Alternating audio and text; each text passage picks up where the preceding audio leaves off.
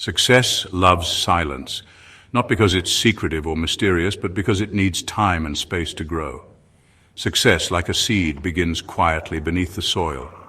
It doesn't announce itself to the world, it doesn't demand attention or validation, it simply works steadily and silently until one day it emerges tall and strong for all to see. Like this video to support Kelvin Yassi channel. And yet, so many of us feel compelled to tell the world what we're doing, what we're planning, and how we're going to get there. Why is that? Maybe it's a need for recognition or approval. Maybe it's the thrill of saying, look at me, I'm on my way. But here's the problem. The more you talk about your plans, the less energy you have to actually execute them. It's a strange paradox, isn't it? Sharing too much can drain the very momentum you need to succeed. In my years of business and personal development, I've seen this play out time and time again. People with grand ideas and noble ambitions, ideas that could change their lives, talk themselves out of the very thing they set out to do. How? By telling too many people too soon, they expose their dreams to the cold winds of doubt, criticism, and distraction. And before they know it, the fire they once felt has burned out. So today I want to share with you the philosophy of keeping your plans close to your chest, not out of secrecy, but out of wisdom. We'll explore how to cultivate a mindset that values action over words, focus over fanfare, and results over recognition. Because at the end of the day, it's not what you say you'll do that matters, it's what you actually accomplish. Keeping your plans to yourself can be so powerful. There's a subtle relationship between intention and action. Think about it. Every time you share your intentions, your goals, your dreams, your plans with others, you're releasing a bit of that energy. You're giving away a part of the fire that fuels your actions. And in many cases, that fire is better kept contained, stoked in the quiet of your own mind rather than exposed to the world too soon. One reason is simple. When you tell people what you're going to do, you create an illusion of progress. You say, I'm starting a new business, or I'm going to lose 20 pounds, and the people around you nod and smile, maybe even clap their hands in encouragement. It feels good, doesn't it? That sense of approval, that validation. But here's the danger. The mind can mistake that approval for accomplishment. You haven't actually done anything yet, but you've already tasted a little bit of the reward. And what happens next? The urgency to act diminishes, the fire cools. The dream that once seemed so vivid, so full of possibility, starts to feel like something you've already achieved in your mind. So you settle into a state of comfort, and the action, the real difficult work that makes the dream a reality, gets postponed. This is how dreams die in the cradle of good intentions. Now, some might say, isn't it good to share your plans? Doesn't it keep you accountable? Well, accountability has its place, but only with the right people and at the right time. You see, not everyone who listens to your plans will understand them. Some will question your motives or doubt your abilities.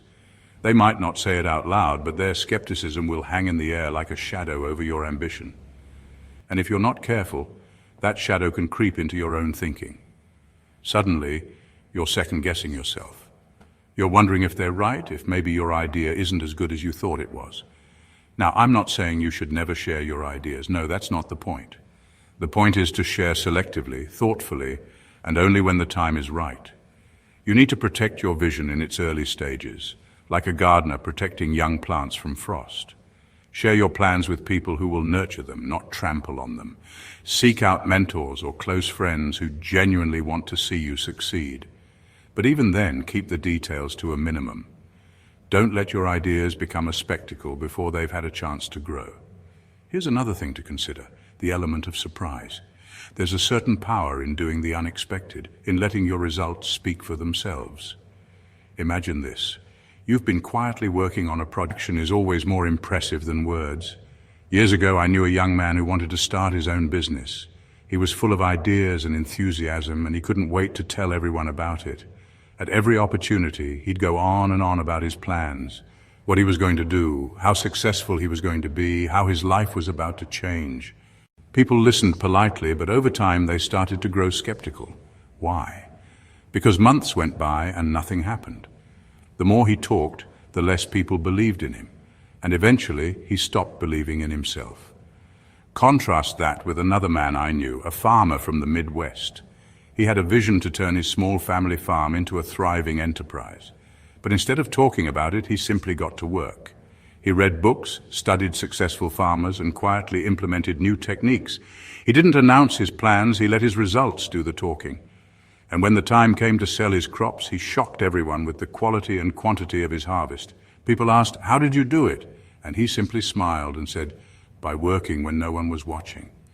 You see, there's a lesson in that. The less you talk, the more time and energy you have to act. The less you seek validation, the more confidence you build within yourself.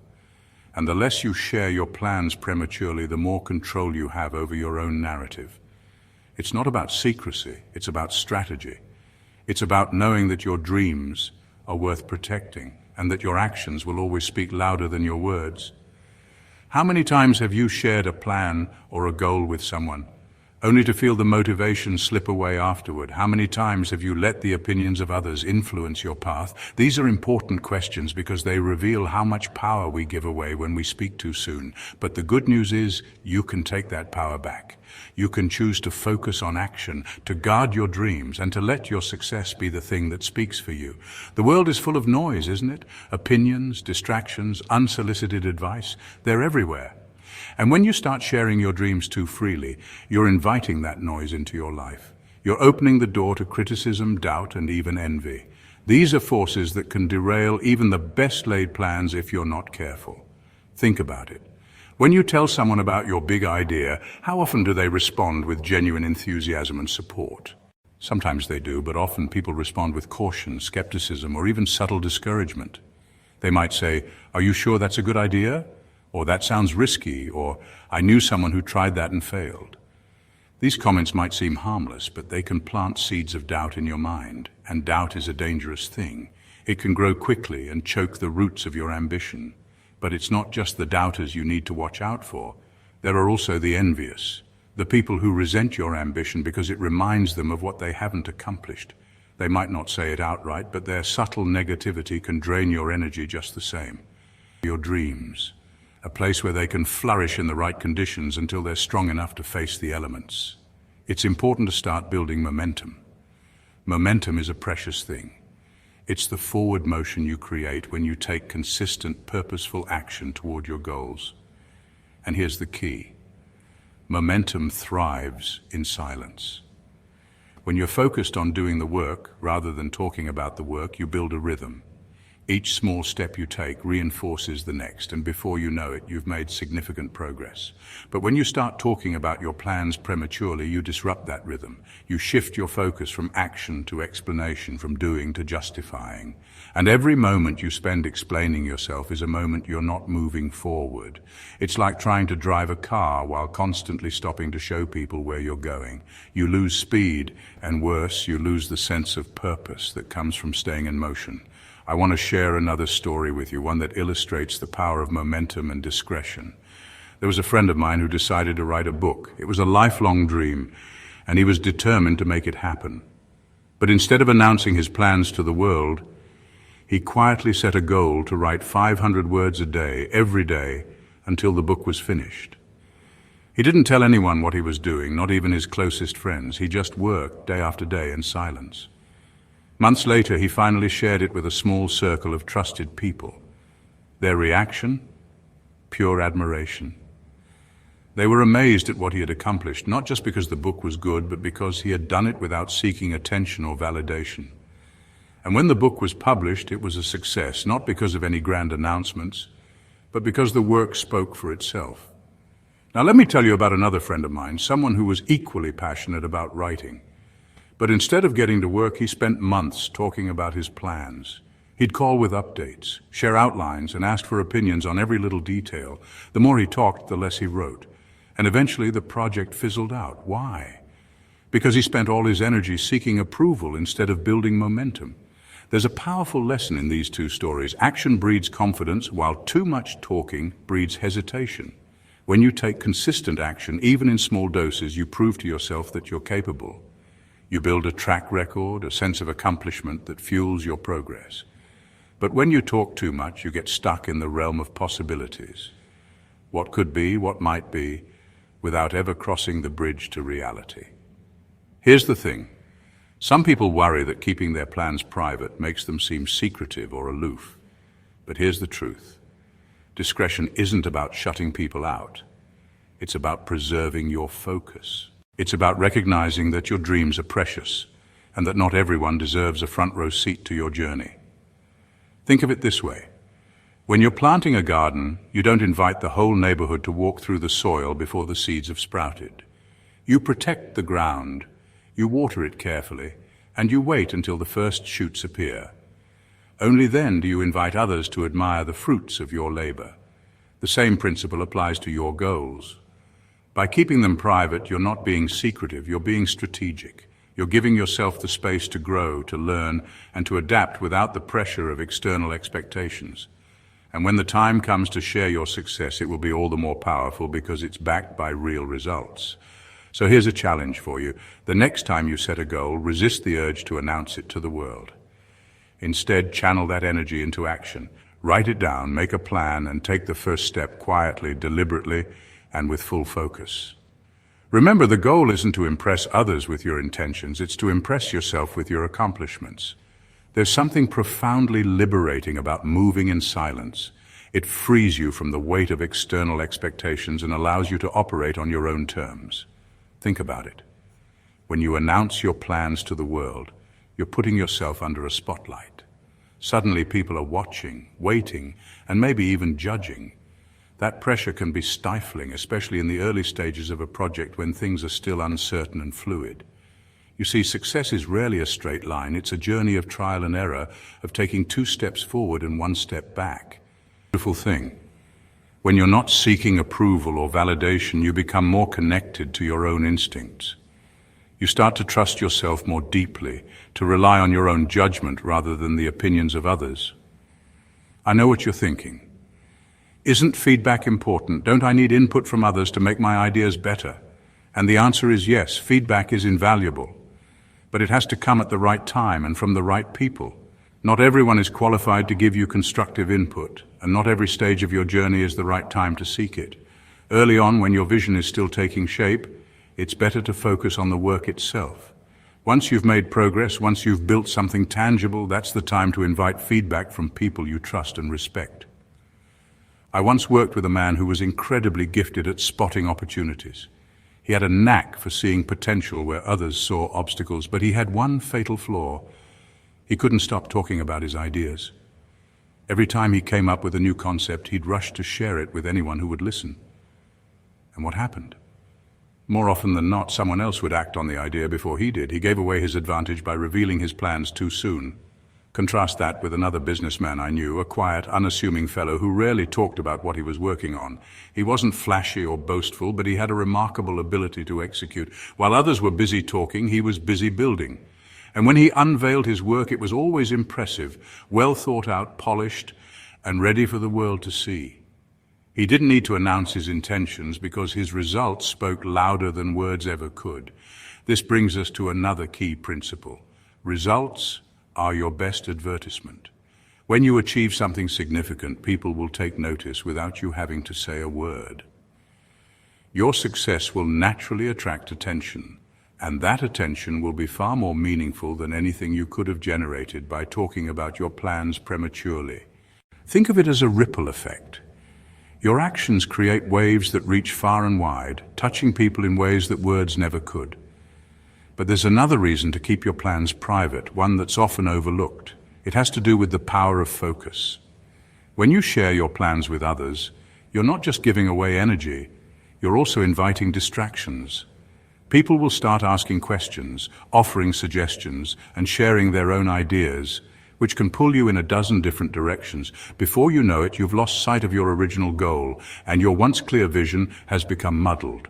Focus is one of the most precious resources you have. It's what allows you to channel your energy toward a single point, to cut through the noise and make real progress. And the best way to protect your focus is to limit the number of people who have access to your plans. The fewer voices you have in your ear, the easier it is to stay on track. What would it look like if you applied this principle to your own life? Imagine starting a new project, a business, a creative endeavor, a personal goal, and telling no one about it. Imagine working quietly, steadily, without seeking validation or approval. What might you accomplish in that space of silence? How much further could you go without the weight of outside expectations? This is the essence of what we're talking about today. The freedom to work on your own terms, the power to let your actions speak louder than your words, and the wisdom to protect your dreams until they're ready to be shared. It's not about being secretive or aloof. It's about being intentional. It's about recognizing that your energy, your focus, and your momentum are too valuable to waste on idle chat. And when the time comes to reveal what you've been working on, when the results are there for all to see, you'll find that your success carries a weight, a substance that words alone could never convey. You'll have the satisfaction of knowing that you didn't just talk about your dreams, you made them a reality. So the idea of keeping your plans private isn't about withholding or hiding. It's about understanding the value of your energy and focus. It's about protecting the fragile beginnings of your dreams, nurturing them in silence until they're strong enough to stand on their own. It's about recognizing that action is always more powerful than words and that results speak louder than any announcement ever could. When you choose to keep your plans to yourself, you're making a statement, not to the world, but to yourself. You're saying, I trust my ability to see this through. I don't need applause to get started, and I don't need permission to pursue my goals. That kind of confidence is rare, and it's incredibly powerful. It gives you the freedom to act without fear, to learn from your mistakes without judgment, and to grow at your own pace. And here's the beautiful part. When you succeed, you'll inspire others, not by what you said you were going to do, but by what you've actually done. Your actions will become a beacon, a reminder to others that real progress comes from focus, discipline, and quiet determination. You'll show them that it's not about how loudly you proclaim your intentions, it's about how steadfastly you pursue them. So as you move forward from here, I want to challenge you to embrace this philosophy. The next time you set a goal, resist the urge to announce it to the world. Instead, write it down, make a plan, and get to work. Let your actions do the talking and let your results be the proof. Trust that when the time is right, the world will notice. And when they do, it will be because you've earned it. Remember, success doesn't need to shout. It doesn't need a spotlight or a stage. It grows quietly, steadily in the quiet moments when no one is watching. So guard your dreams, nurture your focus, and let your actions speak for themselves. That's the path to true success, and it's a path worth walking.